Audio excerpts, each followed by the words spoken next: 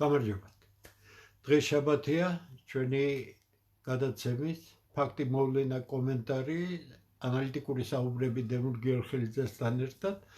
შაბათ დღეს ჩვენ როგორც წესი გვაქვს საერთო მიმოხილვა, მთავარი საკითხებისა, მთავარი ანალიზები, მაგრამ მე მინდა დავიწყო იმით, რაც დღეს მოხდა ჩვენ გაცხადებული გქონდა, რომ რუსთაველის ძეგლთან 3 საათზე ქართველთა დიდი გაერთიანების ინიციატორები ვიწვევდით ყველა იმ ადამიანს, ვინც შეძლებდა რომ მოსულიყო და ჩვენ გვინდოდა და გავაკეთეთ ის მთავარი საციცოცხლო განცხადებები, რომელიც გადაეცემა ხელისუფლებას, ის რაც ანადგურებს დღევანდელ საქართველოს, ეს არის მიგრაცია, ქართული მიწების გაყვანა, საქართველოს მოქალაქეებისთვის პრობლემების გაჩენა და ასე შემდეგ, სულ 6 მოთხოვნა არის. მე უნდა გითხრათ, რომ ჩვენ ილუზიებში გახვეული ადამიანები არა ვართ, მე არ ვიყავი და არც ერთი ჩვენიგანი არ იყო დარწმუნებული იმაში, რომ 10,000-ობით ადამიანი შეიკრიბებოდა, იმიტომ რომ 34 წლიანი უბედურების შემდეგ შეიძლება ითქვას, რომ ქართველების საღი განწყობები საღ ქართველებში ნელ-ნელა ძლიერდება. ჩვენი ეს ძალიან მეთოდური ნელი ნაბიჯები, რომელიც არ არის რაღაც რომ იტყვიან სპრინტერულ მოძრაობებზე გათვლილი, ეს გრძელ დისტანციებზე სიარულია და ჩვენ მალე მივახცევთ იმას, რომ მართლაც 10,000-ობით ადამიანი დადგება ამ გაერთიანების, უпростоრად ეს გაერთიანება დგას თავისი ქვეყნის გვერდით და ასეც იქნება. დღეს მოვიდა იმაზე მეტი ხალხი ორჯერ ვიდრე იყო ეს დედაენის ზეგლთან, ეს ჩვენი მეორე შეხვედრა იყო. მესამეს როცა გამოვაცხადებ, დარწმუნებული ვარ, რომ კიდევ ორჯერ მეტი მოვა და ასე შემდეგ და ასე ჩვენ ერთად ვისწავლით ნელ-ნელა ერთმანეთის გატანას, ერთმანეთის გვერდით გონათ, იმიტომ რომ თქვენ მხარს არ უჭერთ რომელიმე პარტიას ჩვენთაგანი 4 ინიციატორი, თქვენ არასდროს არ შეგაწუხებთ სადმე არჩევაზე, არასდროს არ გეტყვით, რომ აი ჩვენ ამას ჩვენ ერთად გავაკეთებთ იმას, რა უნდა გავაკეთოთ, როგორ უნდა გავაკეთოთ, შემიძლია აი გითხრათ უდიდესი პასუხისგებლობით. საქართველოში არ მოიძებნება არც ხელისუფლებაში, არც საბამისად დღევანდელ ეგ სასაცილო ოპოზიციაში ხალხი, რომელსაც შეუძლია გამართულად დაგვიჯდეს ჩვენ და ვისაუბროთ ქვეყნის კონსტიტუციურ მოწყობაზე, ვისაუბროთ სოციალურ-ეკონომიკური განვითარების მიმართულებებზე, ვისაუბროთ მაკროეკონომიკაზე, ვისაუბროთ სტრუქტურულ რეფორმებზე, ანუ ცალკეული დარგები როგორი იქნება, საით უნდა წავიდეს საქართველო და ასე შემდეგ, როგორი უნდა იყოს განათლების სისტემა, მაგრამ ეს ჩვენ ძალის აკრების კვალობაზე მივახცევთ იმას, რომ ხელისუფლებასაც დავაჯერთ სასაუბროდ, ჩვენ რა გვინდა? ჩვენ გვინდა ჩვენს ქვეყანაში, ჩვენს სახელმწიფოში ვიცხოვროთ ნორმალურად, ვაკეთოთ ჩვენი საქმე, ვისაც სურვილი აქვს პოლიტიკაში იყოს და ხელისუფლებაში მოვა არჩევნების გზით, მან უნდა იცოდეს, რომ მას აქვს ვალდებულებები და ჩვენ ქართველთა დიდი გაერთიანება სწორედ იმიტომ გვჭირდება, რომ პოლიტიკაში შემოსული ძალა იყოს შეზღუდული, იცოდეს, რომ არსებობს თამაშის წესები, მთავარი მოთხოვნა ქართველი ხალხისა უნდათ გააკეთოთ. შეთანხმებულ რეჟიმში მე არაერთხელ მithქვამს და გავიმეორებ, ვინ გაიმარჯვებს, მე არ მაინტერესებს. კანონიერების აღდგენა, ეს არის ფუნდამენტი ყველაფრისა, ნახეთ პოლიტიკანურად როგორ ისარგებლეს ამ იდეით, ჩვენს მერე 2 თვის შემდეგ არაფერი არ მაქვს არავის საწინააღმდეგო, მაგრამ ისინი ამ ეგრეთ წოდებული ოპოზიციის რომ ვიტყვიან გვერდით დგომით, აი ჩვენ ვართ კანონიერი ხელისუფლებაო და ეხლა გვაღიარებს ევროპა და ასე შემდეგ და ასე შემდეგ, ხო? მე არ მიკვირს, ზვიად გამსახურდია რატომ დაემხო, იმიტომ რომ მის ირგვლივ უამრავი არა კაი კაცი იყო, რომელმაც უღალატა ქვეყანას, უღალატა პირადად მას, არადა ეს ოფიციალურად არჩეული პრეზიდენტი იყო და თუკი ეს ვერ გაამართლებდა ხალხის ნდობას მომდევნო არჩევნებზე, ის გადარჩეული იქნებოდა და არა იარაღის ძალით ჩამოგდებული. ესაა ტრაგედიის დასაწყისი. ჩვენ ამ მოთხოვნით რომ კანონიერება უნდა აღდგეს არა უკან ბრუნდებით წარსულში, არამედ წარსულისგან უნდა განთავისუფლდეთ, ამაზე მე უკვე მქონდა საუბრები, ასე რომ ჩვენ გავაგრძელებთ, ჩვენთვის მნიშვნელობა არა აქვს რა მოხდება 4 ოქტომბერს, აბსოლუტურად ნულოვანი მნიშვნელობა აქვს. საქართველოს სასიკეთოდ არც ერთი არც მეორე მიმართულებით არაფერი არ მოხდება. ამიტომ ქართველთა დიდი გაერთიანება გააგრძელებს თავის საქმიანობას მყარად, უდრეკად, უშიშრად და ერთადერთი მიზნით. როგორმე ძალისაკრების შემდეგ ყველა ვაიძულოთ თამაშის წესებში ჩაჯდნენ და მე ხაზს უსვამ იმას თუ რა უნდა გაგვაერთიანოს. ჩვენ ყველას მოვთხოვთ ამას. ქართული სახელმწიფო არის ხელუხლებელი. ხაზს ვერსად ვერ შეიყვან ამას, ვერც რუსეთში, ვერც ევროპაში, ვერც თურქეთში. ეს შენი არ არის, ეს ქართველების სახელმწიფოა. მის გარეშე ჩვენ საშინელება გველის. მეორე, ქართული ფანტასტიკური კულტურა ხელუხლებელია. იგი უნდა განვითარდეს საკუთარი წიაღიდან ამომავალი, აღმავალი ტრაექტორიით და არა იმ იდიოტიზმით, რომ დემოკრატიული ფასეულობები უნდა მოვიტანოთ და ასე შემდეგ. დემოკრატიულ ფასეულობაზე მხოლოდ უვიცი საუბრობს, იმიტომ რომ დემოკრატიას ფასეულობები არ გააჩნია. დემოკრატია ეს არის პროცედურები. რა უნდა გაკეთდეს, რომ ხელისუფლებაში მყოფი ერთი ჯგუფიდან ძალაუფლება გადავიდეს მეორე ჯგუფზე, ან რამდენიმე ჯგუფზე. ფასეულობები მხოლოდ კულტურაშია, ეს კატეგორიათა სხვა სისტემაა, ვიდრე ეს იდიოტები, ვითომ შინმიმავლები საუბრობენ. მესამე ეს არის ქართული ენა, ნახეთ ხელუხლებელი, ნახეთ გადაგვარებულობის რა დონეა, ვიღაც არარაობა, პეპელა, არასამთავრობო ორგანიზაციის გამოდის და ქართული დამწერლობა ლამაზიაო, მაგრამ ქართული მეტყველება ხან თლად რა დონის ჩათალახი გადაგვარებული ნაძირალა უნდა იყოს, რომ საკუთარი მართლად ფანტასტიკური ენაა ქართული. არც იცის რა არის ქართული ენა, არც იცის მისი ჟღერადობა, ის წამხედურა ნაბიჯვარი სხვა ენებზე უფრო კომფორტულად გძნობს თავს, არა უშავს. თუ ამათ ჩვენ დავაღუპინებთ ეს ქვეყანა, ჩვენ უარესების ღირსი ვართ. მეოთხე, არანაირ ენა მამულს და სარწმუნოებას და კულტურას არა აქვს აზრი, ნული, თუ მისი მატარებელი ქართველი ხალხი არ იქნება.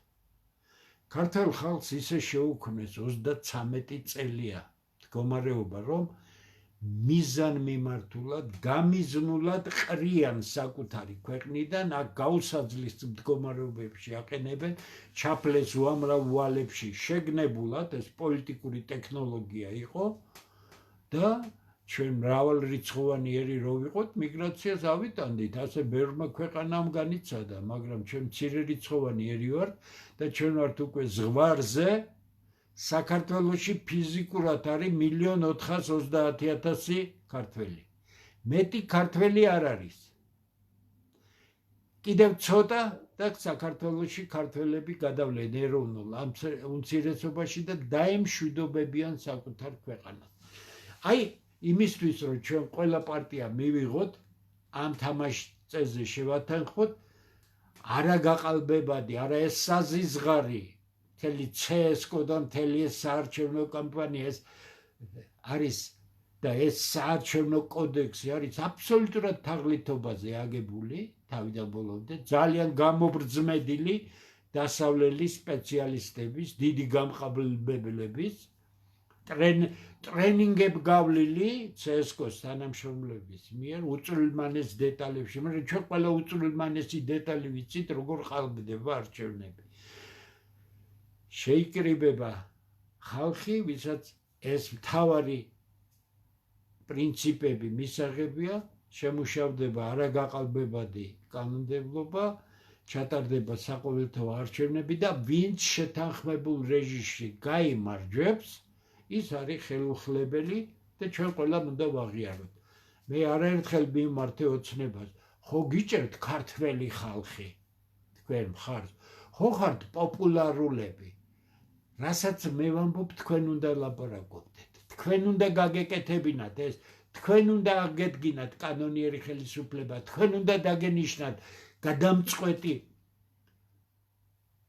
არჩევნები, როცა მოახერხებდით კონსენსუსს, როცა მაგრად იყავით და ხალხს თქვენი ჯეროდა.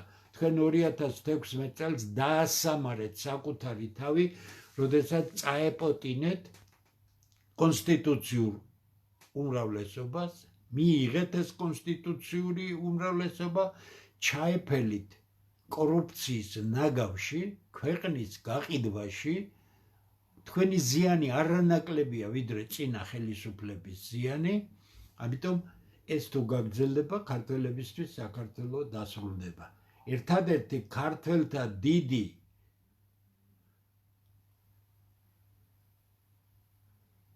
გაერთიანება არა პარტია, არა რაღაც მოძრაობა და არამედ ქართველი საღი ნაწილის გაერთიანება, რომელიც მოთხოვს, ჩვენ არ მივდივართ პოლიტიკაში, პარტიების სახით და ასე შემდეგ, ჩვენ ვიქნებით ის ძალა, რომელიც გაიძულებთ თქვენ დაიცვათ ქვეყნის ინტერესები და თუ კი თქვენ უარს იტყვით ქვეყნის ინტერესების დაცვაზე, გაერთიანებული ქართველთა ძალა თქვენ გაიძულებთ, რომ წახვიდეთ პოლიტიკიდან. აი ეს არის ჩვენი მიზანი, მთავარი მიზანი. ამიტომ დღეს მე უდიდეს პატივისცემას გამოვხატავ ყველა იმ ადამიანებისა, ხაზს უსვამ, ჩვენ არ გადავდივართ პრინციპს. ჩვენ არ ვეწევით რეკლამას, ჩვენ ვაცხადებთ, რომ ვისაც უნდა, ვისაც გული ერჩისო, რომ იტყვიან თავისი ქვეყნისთვის, ქართველთა დიდ გაერთიანება სინამდვილეში უზარმაზარი მხარდაჭერა. გაიღეთ თუ გნებავთ ჩემი საუბრები, ჩემს გვერდზე რა ვალდებულია ყველამ ქართველმა ნახოს. ეს ხო არ არის ის თქვათ საქართველოში ყველგან რომ შუქდება ის ტელევიზიები, თუმცა ყველა ტელევიზია ერთნაირი, ერთმანეთზე უარესია. 1000-ობით ადამიანი შემოდის და უყურებს ამ გადაცემას. ეს შემთხვევით უზარმაზარი პასუხისგებლობა. მე თქვენს წინაშე ძალიან დიდ პასუხისგებლობას ვგრძნობ, ამიტომ რა კი ეს პროცესი წავიდა, მე ამაზე წლებია ვსაუბრობ, მაგრამ არ იყო განწყობები. ეხლა ჩვენ თანამოაზრეებთან ერთად რა კი ასეთი დიდი ტვირთი ვიტვირთეთ, ჩვენ არ გავჩერდებით. თქვენ ვერასდროს ვერ ნახავთ, რომ ჩვენ ოთხეული ოდნავ მაინც დავიხიოთ უკან, ან თქვენ სიტყვაში მოგატყუეთ, ან ქცევაში, მაშინ ჩვენ უფრო ადრე მოვკვდებით, ვიდრე თქვენ ამას დაინახავთ, იმიტომ რომ ეს წარმოუდგენელია. ჩვენ გვინდა ჩვენი ქვეყანა. ჩვენ ამ ქვეყანას დავიბრუნებთ და ქართველები იქნებიან შეთანხმებული ქართველები საერთო მომავალზე. ყველა პოლიტიკურ პარტიას ვაიძულებთ, რომ დაემორჩილოს ამ უმთავრეს პრინციპებს. დანარჩენი მე არ მაინტერესებს ლიბერალიც უნდა იყოს საქართველოში, კონსერვატორიც, რა ვიცი, ესე იგი ლეიბორისტი, თუ გნებავთ ანარქისტი, მთავარი ყველასთვის არის შეთანხმება მომავალზე. მაგრამ შეიძლება ამ შეთანხმებულ რეჟიმში კაცმა გითხრას, მე ლიბერალი ვარ, მაგრამ შენზე ნაკლებად კი არ მიყვარს ეს ქვეყანა. მე მიმაჩნია, რომ ლიბერალური გზით უკეთესად მივაღწევ. მე ნორმალური კონსერვატორი ვარ. მე ვამბობ, რომ კონსერვატული გზით უკეთესად მივაღწევთ. როგორ დავუდგიცოთ ერთმანეთს? გავეჯიბროთ. შენ არ გამოგივა, მე გავაკეთებ. მე დავიწყებ, მე არ გამომივა, შენ გააგრძელებ და ასე ყველას მიმართ. როგორც ჩვენ ცხოვრობთ 33 წელია. ქართველები შეურაცხყვეს, ქართველები გააღარიბეს, ქართველები იმდენად შეავიწროვეს, რომ თავისი ქვეყნიდან წასვლა აიძულეს. ეს შეურაცხყოფილი ხალხია, მაგრამ ერთადერთ შეცდომას უშვებს დღევანდელი ხელისუფლებაც, დასავლეთი და ასე შემდეგ. ქართველს რთული პერიოდები ქონია, მაგრამ ის დაჩოქილი არასდროს არ ყოფილა. წლები, ზოგჯერ 10 წლეულები შეგუებია ამ უბედურებას, ძალიან დაბოხმილი, იმიტომ ჩვენი ხასიათი ცოტა ისეთი რო არის, იმიტომ რომ 10 წელი რო დაბოხმილი კაც და მე იმტერს გაუსწორდები 10 წელში დაბოხმა გენეტიკაში გადადის უკვე. ასე რომ ესე ჩვენი ტრაგედია იყო, ჩვენ გამოვედით ამ მდგომარეობიდან. ხასუსამ დღესაც ითქვა იმ შეხვედრაზე რუსთაველის ძეგლთან, რომ საქართველოს ისტორიაში ასე თუ ისე კარგად ვიცით ჩვენი ისტორია, იმ ზღაპრების მიღმა ვიცით ჩვენ კარგად ეს ისტორია, ასეთი მძიმე მდგომარეობა საქართველოს არ ქონია. ასეთი მძიმე მდგომარეობა საქართველოს არ ქონია შახ აბასის დროსაც და სხვა დროსაც. რატო? ქართველი სხვა იყო. მოდიოდა მტერი და ქართველი ხასუსამ მენტალურად გაიფიქრეთ, გაიაზრეთ, რა იყო ქართველი კაცი თავის ოჯახს გახიზნოდა, ამაზე ცალკე მაქვს ნაცაურები, ხმალს დაიკავებდა ხელში, ცხენზე ჯდებოდა და ისეთივე ხმლიანი კაცს ეკვეთებოდა. ეს რო წარმოვიდგინოთ ჩვენი თავი, ჩვენ რაღაცა უნდა გადავტეხოთ ჩვენში, იმიტომ რომ ჩვენ ეს დავკარგეთ და ჩვენ ეს უნდა დავიბრუნოთ, იმიტომ რომ მე დღეს ვთქვი, თუ ქართველებს აიძულებენ, რომ უკანასკნელ მდგომარეობამდე მიიყვანონ, როცა უკვე არაფერს არ უწევენ ანგარიში და ეს ქვეყანა დაკარგვის საფრთხის წინაშეა, მე ვთქვი ძალიან გარკვეულად, ღიად დაუმალავად. ქართველები გადადგამენ ნაბიჯს. რა ნაბიჯიც იქნება საჭირო? ძალისმიერი თორე, იმიტომ რომ ჩვენ ამ ქვეყანას თუ დავკარგავთ, ამ ქვეყანაში მე ვეღარ მოვბრუნდებით. არადა ამ ქვეყნის შენარჩუნებას ათობით თაობის სისხლია შეწირული. ეხლა რადონის გაფუჭებული უნდა ვიყოთ ჩვენ თაობებში საღი ნაწილი, რომელსაც შეუძლია. ეს ხო ჩვენი არის, იმიტომ რომ ჩვენ ეს გადავცეთ მომავალ თაობებს. კიდე გეუბნებით 7-8 წლის მერე ვერავის ვერ გადასცემთ. ქართველები აქ უფლებო ხალხი იქნება. ამიტომ მე ვფიქრობ, რომ დღეს კარგი დღე იყო, ჯვართამაღლების დღეა, ყველას გილოცავთ, ყველა საუკეთესო დღეს გილოცავთ და უფალი იქნება ჩვენი შემწე ამ წმინდა საქმეში. ეს ის რისი თქმაც აუცილებელი იყო. ჩვენ გავაგრძელებთ საქმიანობას, ჩვენ უკან არ დავიხევთ, ჩვენ არაფერს არ დავარღვევთ, ჩვენ გვიდა ჩვენი ქვეყანა. ვისაც მიაჩნია, რომ ჩვენ ვარ დამნაშავეები, დაგვადანაშაულოთ, კი ბატონო. ჩვენ 4-ვეს ხელი გვაქვს მოწერილი ჩვენს ყველანაირ რეპრესიაზე, რომ შეიძლება ასეთ მოხდეს. არაფრის უკან არ დავიხეთ. ჩვენ მე პირადად წლების წინ, როცა მოვაწერე ჩემს უბის წიგნებში, რომ ამ საქმიანობისთვის მე შეიძლება ქუჩაში მომკლან, როცა ეს დავწერე და ხელი მოვაწერე და გავიაზრე, ჩემზე თავისუფალი კაცი ამის შემდეგ ძნელად მოსაძებნი იქნება.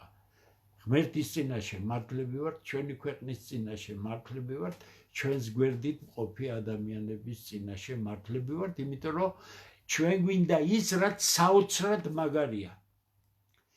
ვინ რაც დაგვადანაშაულებს, ვინ ვიღაც შემოგვივარდება, არ იქა ასეთი. რა რიცით?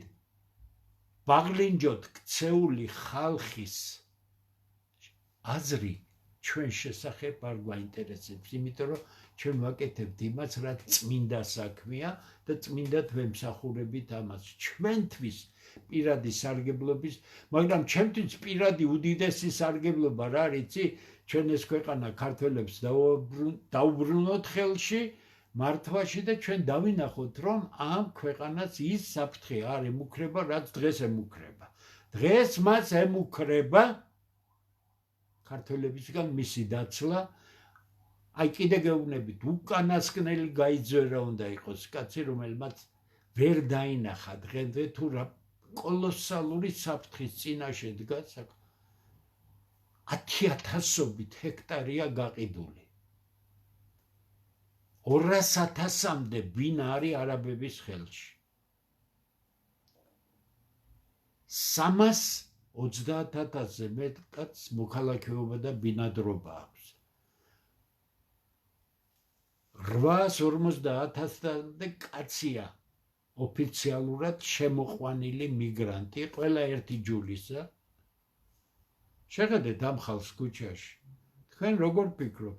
ისინი შემთხვევითი შემომსვლელები არიან, არავინ შემთხვევით არ შემოდის საქართველოში. საქართველოს ხელისუფლება შესანიშნავადაა გაწყობილი, როგორ ხდება ტექნოლოგია. ქართველი გავიდა, ყველაფერი ელექტრონულად ფიქსირდება, ცნობილია. ერთ-ერთ ადგილზე, როგორც კი ეს ინფორმაცია მივა, ისინი თავის კოლეგებს არაბულ და აფრიკულ ქვეყანაში გადასცემენ ინფორმაციას და იმ მათი კოლეგების მეშვეობით აქ შემოდის ხალხი. არაფერი შემთხვევითი არ არის.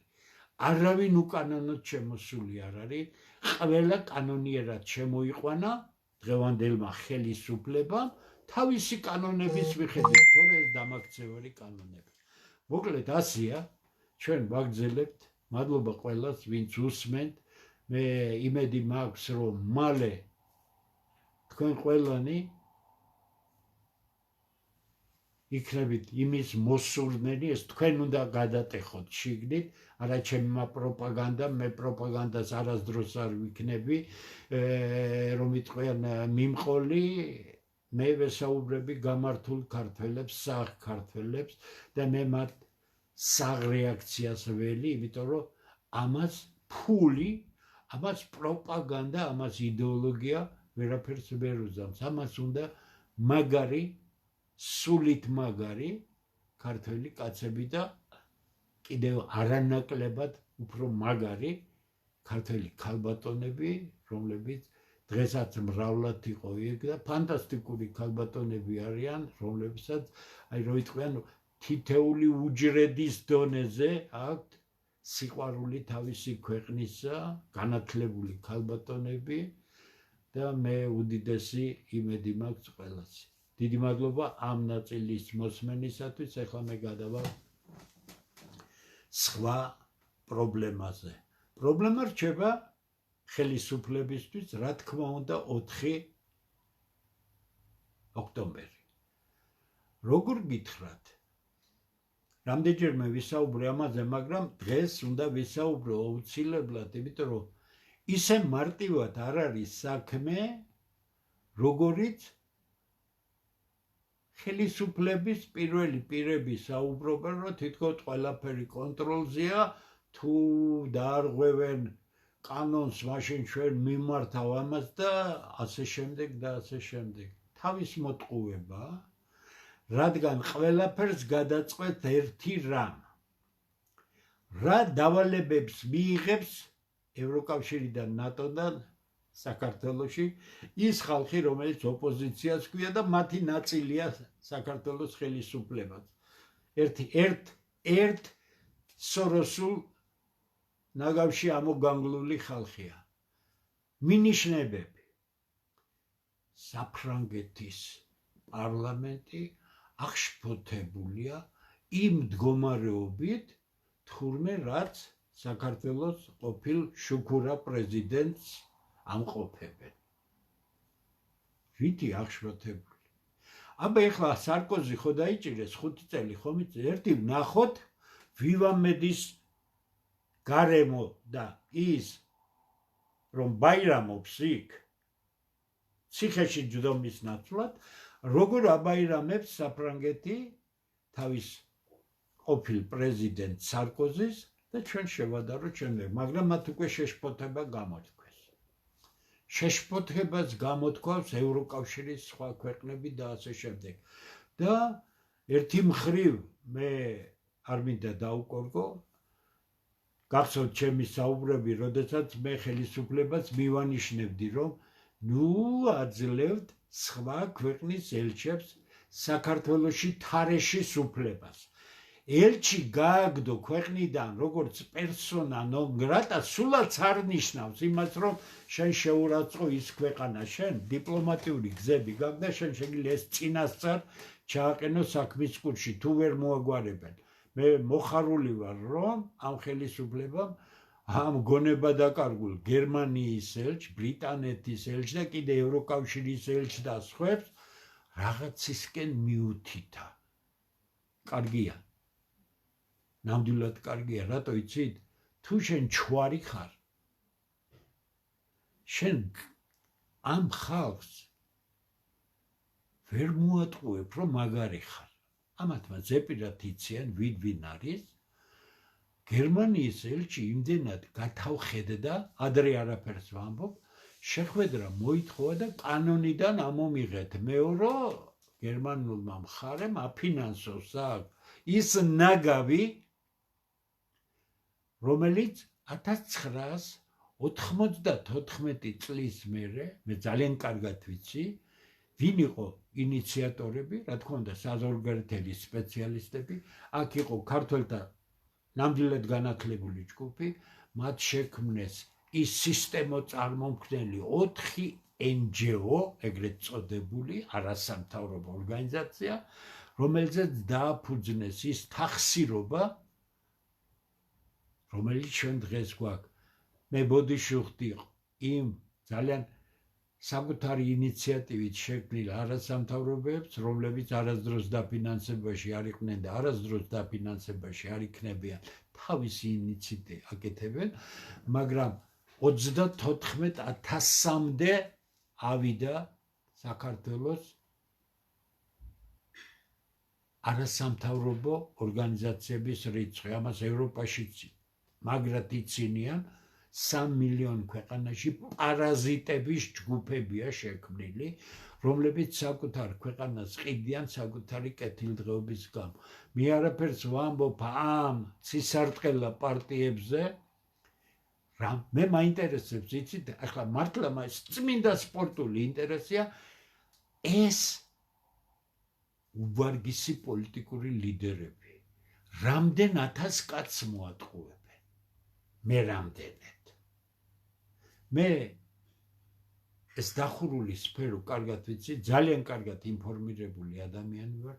მე მაინტერესებს ის მექანიზმი, რის გამოც ახალგაზრდების ერთი ნაწილი მაგარი მოტყუებულია და დემაგოგიურ განცხადებას აკეთებენ.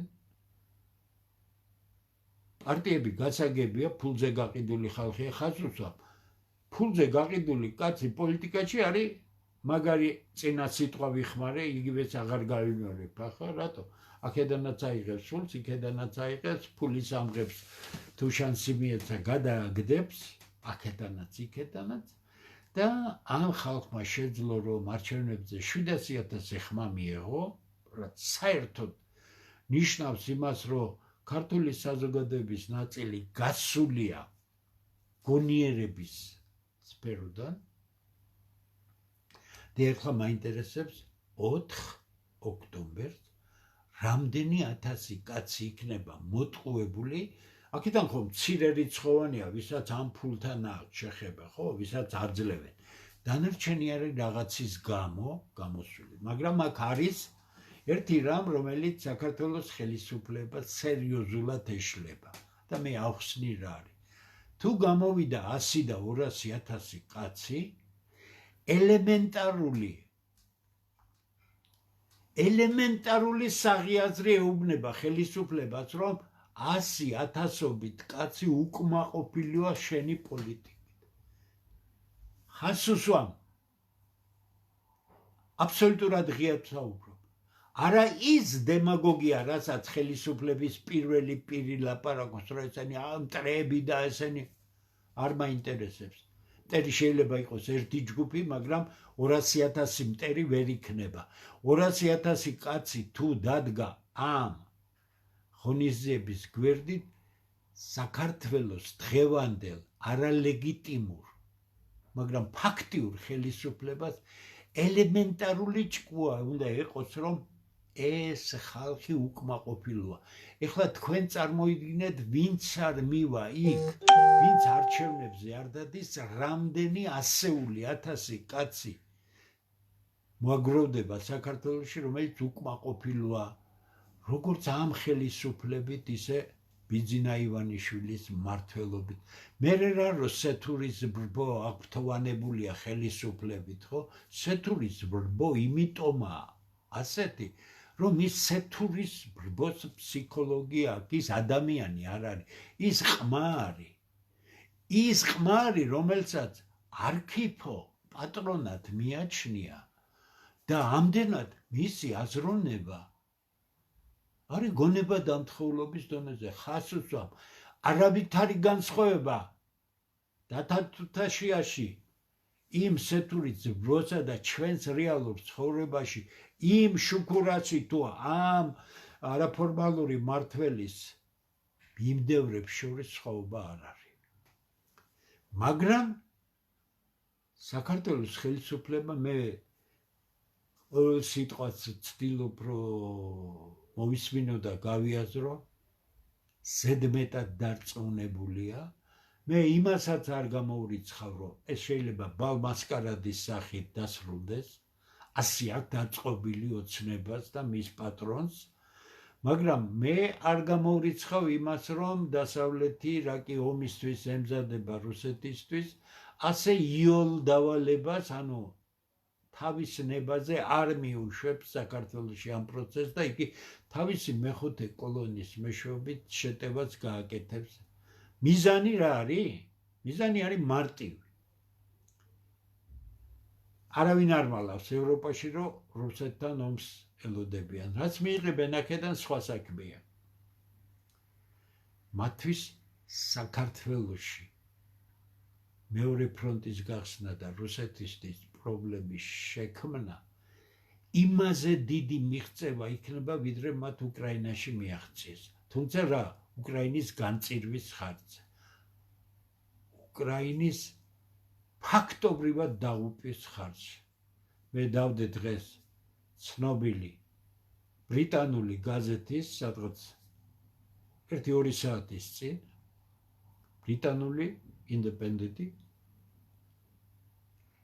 რომელსაც მოყავს უკრაინის შეიარაღებული ძალების მთავარსარდალის სირსკის სიტყვები, რომ წელს ფრონტი გაიშალა და გახდა 1250 კილომეტრი, რუსებმა გააძლიერეს ზეწოლა და ჩვენ უკვე ვეღარ ვუმკლავდებით ამასო, იმიტომ რომ 1250 კილომეტრი, სადაც დაწოლა მიდის ყველა მხრიდან, ყველა 1250 კილომეტრს. მოიერიშე ჯგუფებიო ზურგში შემოდიანო, ხელს უშლიანო მომარაგებასად და როტაციასა. კიდე გეუბნებით. ამას ლაპარაკობს უკრაინის შეიარაღებული ძალების მთავარსარდალი და ამას წერს ინგლისის ერთ-ერთი ყველაზე ავტორიტეტული გამოცემა. საქართველოში გონება დამთხეულობის დონე იმ შინმავალი ვითომ დასავლური ორიენტაციის კრეტინებისა არ სცილდება იმას, რომ უკრაინა იმარჯვებს და ხვალ რუსეთი დაიშლება და დამარცხებული იქნება. მე არ ვარჩევ ვინ არის კარგი და ვინ არის ცუდი. მე ვსაუბრობ ფაქტზე. არანაირი ინფორმაცია არც ამერიკულ გამოცემებში, არც ევროპულ გამოცემებში არ არსებობს იმისა, რომ რაიმე პრობლემა აქვს. რუსებს აქვს სერიოზული პრობლემა. და ხან გავარჩიოთ რა პრობლემა აქვს რუსებს. ღევანდელი გადასახედიდან თუ დაძაბულობის ესკალაციას მოახდენენ რუსები და თელ უკრაინას აიღებენ, რუსები აღმოჩნდებიან კოლოსალური პრობლემის წინაშე. არც მისი მომხრეები და არც მისი მოწინააღმდეგები არ აღიარებენ ამას. 21 საუკუნეში დახურო რომელიმე სახელმწიფო, როგორი გამართლებული მიზნებიც არ უნდა ჰქონდეს, ამას არავინ არ გააკეთა. ესე იგი რა კი არ მიდის ესკალაცია და არ წავა ესკალაცია, მაგრამ მიდის კოლოსალური გადამუშავება ტრაგედიაში მყოფი უკრაინელი ხალხისა, რომლებიც იარაღის დამყრელი არ არიან. ისინი იბრძოლებენ, იმიტომ რომ ასეთია, წარმოიდგინეთ თქვენ იდეოლოგიურმა ტვინის გამორეცხვამ უკრაინელები დააჯერა იმაში, რომ მათი მთავარი მისია კაცობრიობის წინაშე არის რუსების დამარცხება. ეს გაუგონარი უგუნურება არის და შედეგად გამოდის ის, რომ მეთოდურად ყოველგვარი ღია ისეთი შეტევების გარეშე ხდება გადამუშავება ათასობით უკრაინელი ჯარისკაცისა. ბოლო გაცვლა. მე ამის შესახებ ადრეც თქვი, იმიტომ რომ ამერიკელები ყველაფერს აკვირდებიან, დათვლადია, მაშინაც თქვეს, რომ ერთეულებზე ჩამოვიდა რუსების დანაკარგები დღეში. ხას უსვა 1250 კილომეტრიან ფრონტზე. რა მოხდა? 1000 გვამი გადასცა რუსეთმა უკრაინას და უკრაინამ გადასცა 24 გვამი. რაიმეს ახსნა უნდა? ტრაგედია ხო არის ეს? მე რა მაწუხებს, იცი, მე ძალიან ახლო მეგობრები მყავს უკრაინაში, როცა მეცნიერულ სფეროში ერთად მუშაობდით ერთ თემატიკაზე და ასე შემდეგ და ასე ისინი ჩამოდიოდნენ ქუთაისში, იმიტომ რომ შეფის ან ეს ჭირდებოდათ რეცენზიები და ასე შემდეგ და ჩვენ ვისმენდით, მე ჩვენ ჩავდიოდით და ასე შემდეგ.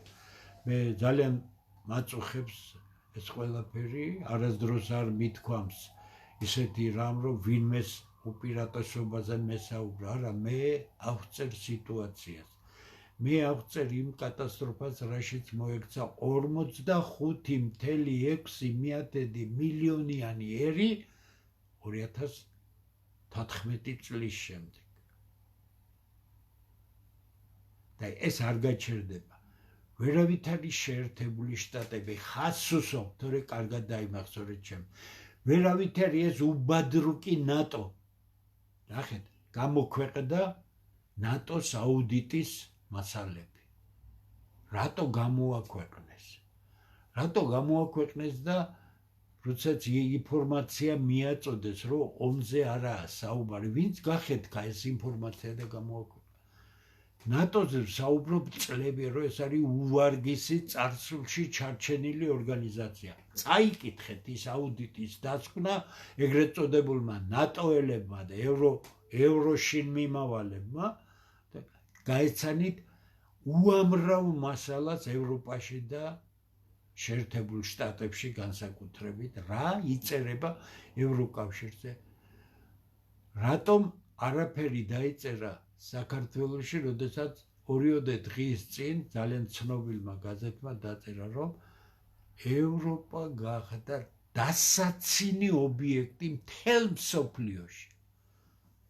უზარმაზარი ეკონომიკური წარმონაქმნი, პოლიტიკური არარაობა და მის პოლიტიკურ ლიდერებს ის სულ უფრო ღრმა ჭაობში შეყავთ, რის შედეგადაც მართლაც და დიდ ცივილიზაციას, რომელსაც დასავლური კლასიკური ცივილიზაცია წარმოადგენდა, კრახისკენ, ანუ განადგურებისკენ მიყვავს. ამას გეუბნებიან ცნობილი დასავლური გამოცემები.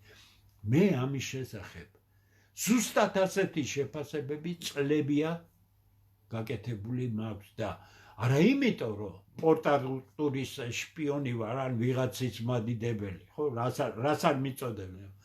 არამედ ბავშვობიდან ვიცი კლასიკური დასავლური ცივილიზაცია, კულტურა, მუსიკა, ლიტერატურა, ფილოსოფია, ფსიქოლოგია. ვთქავდით ამ წიგნებს თავის დროზე. მე ვხედავდი იმ კატასტროფულ ცვლილებებს, რომელიც ევროპაში ხდებოდა და რომელიც ამერიკაშიც ხდებოდა.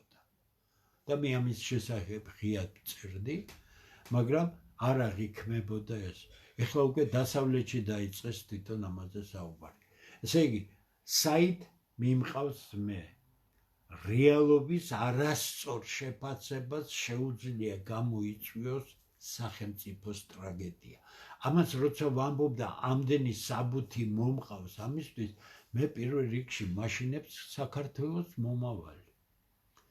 ამ აბსოლუტურად არაგონიერი ხელისუფლების ხელში, რომელიც კვლავ მიდის შინ ღირსებით ევროპისკენ. და ამ დროს არ სიამოვნებთ, როდესაც ევროპა რაღაცებს ავალებდა. აბა რას გიზამს? კი, მაგრამ ხო გინდა ევროპაში? ხო მიძვრები, ყველაფერს აკეთებ, ხო რაც შენი ქვეყნისთვის საზიანოა, მაგრამ იმიტომ რომ ევროპა გინდა. ევროპა გეუბნება მე ეს მჭირდება, უნდა გააკეთო. რა არის აქ გასაკვირი?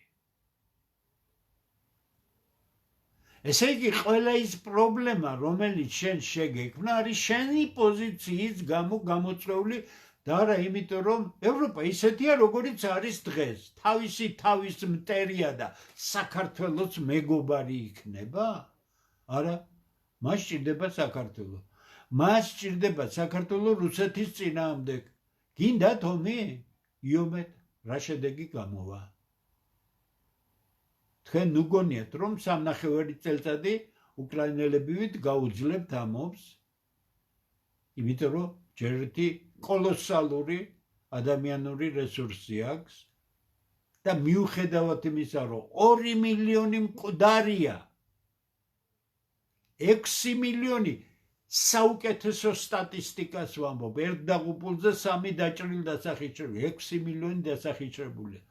12 მილიონზე მეტი ადამიანი წასულია, განახევრებულია 46 მილიონიანი ქვეყანა. ჩვენ 1,430,000 დავჭით საქართველოში. ერთი ტრაგედია და ჩვენ დაკარგული გვაქვს ეს ქვეყანა. აქ არაფრის დაშვება არ შეიძლება. და ეს რომ არ დაუშვათ და რა კი პოლიტიკური სისტემა მოშლილია ქვეყანაში და არაფერი არ აწონასწორებს ერთმანეთს, ჩვენი იდეა ქართველთა დიდი გაერთიანების შესახებ, კანონიერების აღდგენა და ყველაფერი ამ უბედურების ჩარეცვა, რაც ბოლო 33 წელიწადში მოხდა, არის უალტერნატივო. თუ არ გვინდა დავკარგოთ ეს ქვეყანა. კიდევ გეუბნებით, საქართველო რეალურად დგას ქართველებისგან დაცლისგან, ანუ ქართველებისთვის ამ ქვეყნის დაკარგვის წინაშე. ამას უნდა შევეგუოთ, და თუ არ შევეგუებით, უნდა ვიმოქმედოთ. მოქმედებას გთავაზობთ ჩვენ, ქართველთა დიდი გაერთიანების სახელით, აბსოლუტურად გონივრულად, ყოველგვარი ზედმეტი ემოციებისა და ჯოშჯოს-ზახილის გარეშე და არაფერი. ყველაფერი გააზრებულია უწვრილმანეს დეტალებში. ეს არის გზა, რომელიც ქართველებისთვის დაანარჩუნებს ამ ქვეყანას, თუ არა და ჩვენ ტრაგედიის წინაშე დგავართ. რა ხდება სხვა მხრივ? რას აქვს ჩვენს სახელმწიფოზე გავლენა? ცხადია, ყველაზე საშიში ტენდენცია არის დასავლეთის ერთობლივი პოზიცია რუსეთთან ომის წარმოებისა. ამ ცოტა ხნის წინ საქართველოს პრეზიდენტი გამოვიდა გაეროში სიტყვით, მოხარული ვარ, რომ მან ქართულ ენაზე გააკეთა მოხსენება. გამოვიდნენ გათახსირებული ქართველები და ღიად ლაპარაკობენ იმ კანალიზაციის ტელევიზიებში, რომ ქართული დამწერლობა კი ალამაზი, მაგრამ აი ქართული ხმოვანება ენისა ესა არ არის ვაინდაბაჭკაი. როგორ უნდა გადააგვარო ადამიანი, როდესაც ამის თქმა შეუძლია. ამ გადაგვარებულობის საფრთხის წინაშე დგას საქართველო. ის რომ გახმიანდა ტრამპმა რაღაც იქ მელანიას და ტრამპის ვახშამზე იყო მიწოდებული და ასე შემდეგ, ამერიკელები 60-იანი წლების მეორე ნახევრიდან, ვიცი ამერიკული პოლიცია გვარებიც კი მახსოვს, ბრძოლებიც კი მახსოვს. კენედის მკვლელობაზე თუ რაიმეა ყველაფერი წაკითხული მაქვს. ამერიკელები არასდროს არ იმოქმედებენ შენი ინტერესების ფარგლებში. ამერიკელები იმოქმედებენ და მოქმედებენ შეერთებული შტატების ინტერესის ფარგლებში. თუ შენ იცი, მაშინ თუ და შენ გონიერი ხარ და საქართველოს ხელისუფალი ხარ, შენ უნდა მოძებნო ის გზა, რომელიც საშუალებას მოგცემს ამ მოცემულობის პირობებში გაატაროს სახელმწიფო ინტერესი, დაიცვა მისი უსაფრთხოება და ითანამშრომლო არა მარტო ამერიკელებთან. თუ შენ ამერიკელებთან კაი ურთიერთობა, იმიტომ გინდა რომ მე რუსეთს დაეტაკო და ამ განწყობებსაც ხედავ მე, მაშინ ეს უკვე არის გამანადგურებელი პოლიტიკა. ჩვენი საქმე არ არის რუსების და ამერიკელების დაპირისპირება, ჩვენთვის ერთი მეზობელია, მეორე მსოფლიოს პირველი ქვეყანაა ჯერჯერობით, ჩვენ ვალდებული ვართ ორივესთან ვითამაშოთ საღად, სარგებლიანად და ერთსაც და მეორეს ღიად უნდა უთხრათ, რომ ჩვენ ერთი მხარის მიერ მეორე მხარის წინააღმდეგ არ ვიქნებით გამოყენებული. შეცვალეთ მხარეები. ჩვენ ვერ მოვიქცევით ისე, როგორც მიშა სააკაშვილი იქცეოდა. ამერიკაში ჩავიდოდა და ჩაუფუჩუნებდა ყურში, რაც უდები არიან რუსები, რუსეთში ჩავიდოდა და ამერიკელებზე იტყო და ისინი ერთმანეთში ცვლიდნენ ინფორმაციას, ეს ხო ანბანური რამ. და წარმოიდგინეთ თქვენ, რა ნდობა და რა პატივისცემა უნდა ქონოდათ ამერიკელებს ამნაირი კაცისად. არც ქონდათ. ის პროექტი იყო, პროექტს კი სხვანაირად ექცევიან. ამიტომ საერთოდ ჩვენი სახელმწიფოებრიობის აღდგენის 35 წლის თავზე ჩვენ მართებს ყველაფერი გადავიაზროთ. ყველაფერი გადავიყვანოთ საპრაგმატულ ჩარჩოებში. ვიფიქროთ, ჩვენი კულტურა იმდენად მძლავრია, ჩვენ ამაზე დაყრდნობით შესანიშნავად შეგვიძლია ყველასთან დავამყაროთ ურთიერთობა. მაგრამ სანამ ეს 33 წლიანი მარიონეტული სიგლახე ხალხს სახეზე აწერია, ვარ არავინ. ვემსახურები ამას. და კიდევ ის, რაც მე დღეს გავიმეორე. დაუკვირდით, რა ჭაობშია საქართველო. სოფლიოში არ არსებობს ქვეყანა, სადაც ასეთი უმწიფარი ასაკის ხალხი იყოს მთავრობაში, იყოს პარლამენტში, იყოს სასამართლოში, იყოს სხვაგან და სხვაგან სახელმწიფოს. სოფლიოში არ არსებობს ქვეყანა, სადაც ასეთი უმწიფარი ხალხს ნება აქვს და ხალხი უშვებს მას. სადანახეთ, თქვენ რასელით ხალხისგან, რომელსაც არაფერი ცხოვრებაში არ გაუკეთებია. რასელით ხალხისგან პრემიერ-მინისტრი იურისტია, განათლების მინისტრი იურისტია, ჯანდაცვის მინისტრი იურისტია, ეს იურისტია, ის იურისტია. რა ჩემი ფეხების სპეციალობა გაქვთ დამთავრებული, ასეთი რომ ყველაფერი იცით. იმიტოა რომ ვერ მართავთ ამ ქვეყანას. იმიტოა რომ უმწიფარ ხალხს გაუთქვა ძალაუფლება. ყოლოს მე ხო ნანახი მაქვს, ეს ხო ვიცი ხო რაც არის ხო. დამანგრეველია. თუ შენ ოჯახიდან არ მოყობა ის საღი ძარღვი, თუ შენი კულტურა და აღზრდა თავშეკავებისა, თავისი ნაკავების უფლებას არ გაძლევს, ხელისუფლებაში ყოფნა ტვინის ამრევია, ფული, ქალები, საზღვარგარეთი. ხედავთ, სააკაშვილი და მისი ჯგუფი განადგურა. მე მათთან ერთად ვიყავი, მათ ჯგუფში მოვიაზრებოდი, ცოტა შესანიშნავი ურთიერთობა მქონდა სააკაშვილთან მისი ინიციატივით. და მე მას უთხარი, რომ ის დაიღუპებოდა, იმიტომ რომ ის ხალხი, რომელთაც ის აპირებდა ხელისუფლებაში მოსვლას, იყო გამანადგურებელი და დაემართა კიდევაც ეს. მე მასთან არაერთი საუბარი მქონია. ეხლა გეკითხებით, ამ უმწიფარ ხალხს ხელისუფლებაში რას თხოვთ? გონიერ ხალხს გეკითხებით, სახალხს გეკითხებით. ყველა მოყვა უბედურ ბელადებს. ბელადის მატარებელს მოყობა როგორც წესი ბალასტი. იმიტომ რომ ბელადს არ შეუძლია მისი კონკურენტის საღი ადამიანების ატანა, მას ბალასტი ჭირდება. მაგრამ ბალასტმა შესანიშნავად იცის, თუ ის მოვიდა ხელისუფლებაში ბელადის მატარებლით, ის არის შემთხვევით მოხვედრილი, მას გაუმართლა, ამიტომ სანამ ხელისუფლებაშია, მან უნდა იშოვოს ბევრი ფული. იმიტომ ხვალ მეტი არ იქნება. ხვალე მისთვის არ იქნება. 33 წელია ნაგავი არის დალექილი საქართველოს ყველა სახელმწიფო სტრუქტურაში. იმიტოა ტოტალური კორუფცია, არც აქვთ უფლება რაიმე კეთებს, აბა ერთი გაბედონ რაიმე გააკეთონ.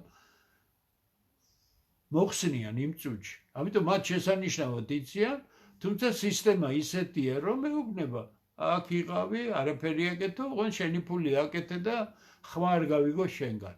სხვანაირად ამ მახინ სისტემას ვერ შეინარჩუნე. ეს უნდა იქნას დაძლეული. ქართველმა ხალხმა დაუშვა ის, რასაც მისი წინაპარი და მისი კულტურა ეუბნება, რომ გაკეთება არასდროს არ შეიძლება. რატო? აიღეთ ჩვენი წინაპრები. ღვინის წარმოებელი ხალხი იყო, ხო? თავის მეურნეობაში. მანახეთ ერთი ვინ დაწაფებულა მაჭარს.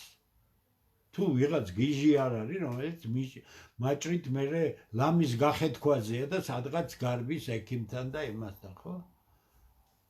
მაჭარს წრუპავენ, პატარა, რატო?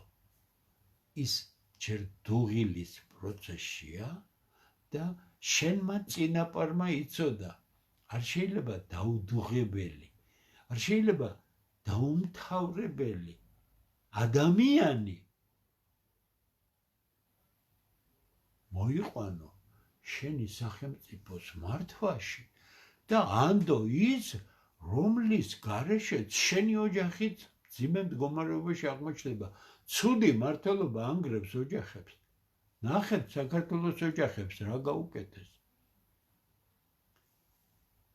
ქალი ბურჯი გამოაცალეს. არადა იმ შახაბასებს და ვიღაცებს, რომ ებრძოდა კაცები, ქართველი კაცები, ისინი ბევრი იხოცებოდა. ამიტომ შენს კულტურაში ქართველ ხალხს კოლოსალური ტვირთი ჰქონდა. ჩვენს კულტურაში ქალს უფრო დიდი ფუნქცია აქვს, ვიდრე მამაკაცს. ეს მამაკაცებს არ აკნინებს, იმიტომ რომ ის იყო ბურჯი ოჯახისა, შვილებისა, ქმარის დანაკარგის შემთხვევაში საოცრებებს ახდენდა, რომ შვილები გამოეზარდა. დღეს ეს ქალი უკვე 92 წლიდან გამოაცალეს. 92 წელს საქართველოში იყო მოსახლეობის მაქსიმუმი. ამის მერე ის კატასტროფულად დაეცა. მე მონაცემები ჩემ წიგნში არის გაეროს განსახლების სამსახურიდან მაქვს აღებული, რომელიც ზუსტად ითვლის ყველაფერს. ეხლა მოდი ამ უმწიფარ ხალხს ნუ დავაბრალებ, რას თხოვთ თქვენ კობახიძეს, მითხარით ერთი. აუ, მაგარია, ამნაირია, ესე იგი ჭკუა არა გაქვს თავში, ხო? ჭკუა განხმარი გაქვს. როგორ შეიძლება ამასაკის ადამიანი სახელმწიფო მმართველი იყოს? ეხლა ვიღაცა რო ვიყო ასეთი, ეს კონტრმაგალითები, ეს მაგალითი არაა. ეს კონტრმაგალითია, ანუ საპირისპირო მაგალითი, რომელიც არ გამოხატავს იმ საერთო ტენდენციას, რომელიც მაგალითში არის მოცემული. ესე იგი, ჩვენ ყველა მიმართულებით გვაქვს ცდომილება. ჩვენ ყველგან დავუშვით სერიოზული შეცდომა და დავუშვით იმიტომ, რომ საქართველოს 90-იანების დასაწყისში და 80-იანების ბოლოს აღმოაჩნდა ერთ-ერთი ყველაზე თახსირი ინტელექტუალური ელიტა, გამყიდველი ელიტა, საკუთარ სახელმწიფოსაც რომ ესწორებდეს, მერე კიდევ ტარვალებს ემსახურნენ, იმიტომ რომ გამორჩენა მიიღოთ. ასე იყო თუ ისე იყო, ამას მე ფაქტის სახით ვასახელებ. დღეს ამ მდგომარეობიდან უნდა გამოვიდეთ. ხას უსვამ. თქვენ ნუელით ამ ხელისუფლებისა, კი მოგნო, ეს ხელისუფლება თუ კარგად აკეთებს ყველაფერს, ქვეყნიდან რატო გარბი ხართ? წელს 200,000 კაცი გავა ქვეყნიდან. სად აყვავებული ქვეყნიდან არ გინდათ თქვენი ქვეყანა? აბა სად მივიხარ რა, ევროპაში უკეთესია ცხოვრება? ხაც უსვამ, ნამდვილად არ მაქვს სოფლიო ნანახი, მაგრამ რაღაცა ნანახი მაქვს ამერიკაშიც, ევროპაშიც, აზიაშიც და ასე შემდეგ. არა ვარ ვაშა პატრიოტი და რაღაც ესე იგი პატრიოტული ბოდვებზე აგებული კაცი, აბსოლუტურად პრაგმატი. ასეთი ქვეყანა სოფლიოში არ არის. ასეთი საოცარი პატარა ქვეყანა, სადაც ყველაფერია, მრავალფეროვნებაა. ხალხი ხო საერთოდ სასწაულია. ნახეთ შენი ისტორიული კუთხეები, რაჭა-ლეჩხუმი, იმერეთი, გურია, სამეგრელო, კახეთი, ასე შიდა ქართლი და ასე შემდეგ და თიანეთი. ეს ხო სასწაულია. ეს ხო საოცარი სიმდიდრეა, რომელიც ერთად ქმნის იმ საოცრებას, რასაც ქართული კულტურა ქვია. არ გინდათ? აბა რა გინდათ? ჩვენ გვინდა იმდენი ვიქნებით, რომ ამას გავიტანთ ბოლომდე. კიდე გეუბნებით, აქ უკან დახევა არ იქნება. ამიტომ კარგად გავიაზროთ, ჩვენ ვართ გადამტეხ ეპოქაში. ჩვენ ვართ ეხლა ან დავალაგებთ ამას და ჩვენი ქვეყნის ისტორია გაგრძელდება სხვა მიმართულებით, და ჩვენ 7-8 წელიწადში აქ დავასრულებთ ყველაფერს, რადგან ქართველები აქ იქნებიან ეროვნულ უმცირესობაში. მერე რა მოხდება, იმასაც გეტყვით, რომელიც ჯერ კიდევ 20 წლის წინ მითხრეს. ერთ-ერთ ძალიან მაგარ ადგილზე საზღვარგან. უმცირესობაში გადაყვანილ ქართველებს შესთავაზებენ, რომ აქედან აახვიონ. უხეშად გეუბნებით, იმიტომ რომ მოსარიდებელი არაფერი. ვინც არ წავა, აქ დატოვებენ 300,000 კაცამდე სიმბოლურად, მეტი არა. თუ ეს მივიდა ბოლომდე. დანარჩენს უბრალოდ ჩახოცავენ. ძალიან ცუდ რამეს ვამბობ. მაგრამ ეს მე 20 წელი ვიცი, რომ ასე იქნებოდა. 2000 წლიდან ვიცი ეს. მეტი გამოდის. რატო? პირდაპირ მითხრეს.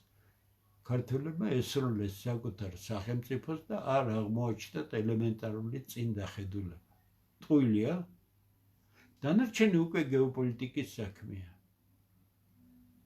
აქ პრობლემები არ ჭირდებათ. ეს არის მსოფლიოს პოლიტიკის ეპიცენტრში მოხვედრილი ქვეყანა, სამხრეთ კავკასიაში მდებარე საქართველო და ეს ტვინგამორეცხილი ხალხი ევროპაში მივდივართო, ხო?